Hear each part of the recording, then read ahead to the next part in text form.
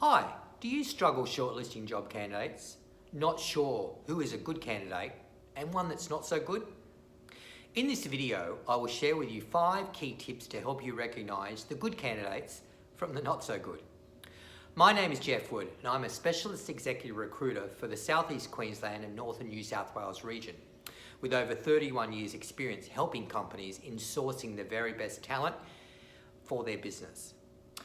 So you've run your advertisement and you've received over 100 applications for your financial controller position. As an example, whilst receiving 100 applications sounds great, you'll find that over 75% of these applications will not be right for one reason or another. 5 key questions that will help you work out the good from the not so good applications are: 1. How consistent has their employment been? By this I mean, have they job hopped or are they stable? It is understandable that in the initial stage of a person's career, they may move around in discovering just where they fit in. However, a resume of a person with 10 years experience who's had more than 7 jobs in this time would ring alarm bells for most people. For me, I'd like to see that their most recent role has been for a minimum of 2 years. And during this time, their role has grown. This is important to consider as it shows that 1, the company that they have been working with has shown faith in the candidate to perform further functions for their business. And 2, the candidate has taken on further responsibilities to better themselves. This is excellent on both fronts. 2, has the candidate met the key criteria set out in the job advertisement?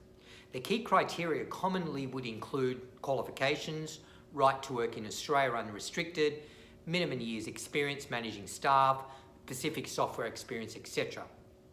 And then a further wish list would include similar industry experience, ASX reporting experience, thorough knowledge of the Australian accounting standards, board reporting experience, multi-entity reporting skills. Whilst a wish list is important, the key criteria should be mandatory. 3, how well written is the resume? It is a common error for a lot of candidates looking for a new role that they do not check their resumes before applying for roles. Often there are spelling and grammar errors, and in the worst case, dates of employment either completely wrong or huge gaps in time with no explanation. It is important when shortlisting that you look at the style and overall quality of their resume, as this can be an important identifier of the candidate's overall commitment in leaving no stone unturned and in the way they actually work.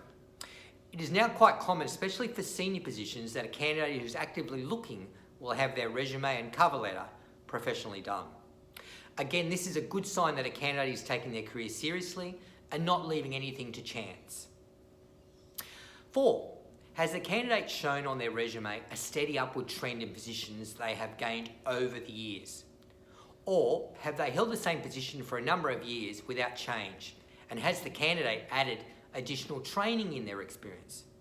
When looking for quality candidates, I would always want to see that a candidate has gained either steady promotions or extra job responsibilities with their current company, or if they've worked for different companies, that their job functions and responsibilities have grown over time.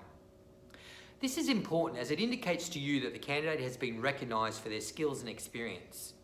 Taking on additional training again shows that the candidate is committed to further learning and upskilling.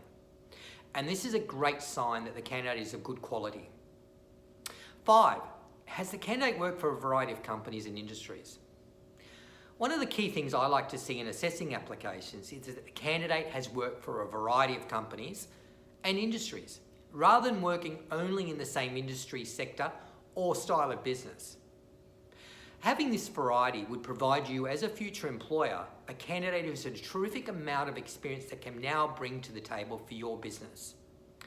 A candidate who's worked in small entrepreneurial business and then worked for a mid-sized wholesale distribution businesses and then worked for a multinational would to me be perfect, as they have a great variety of skills to offer. I've hoped you gained some real value out of these tips. For any executive recruitment advice, please drop me a comment below or direct message. I'd love to connect with you. Have a great day.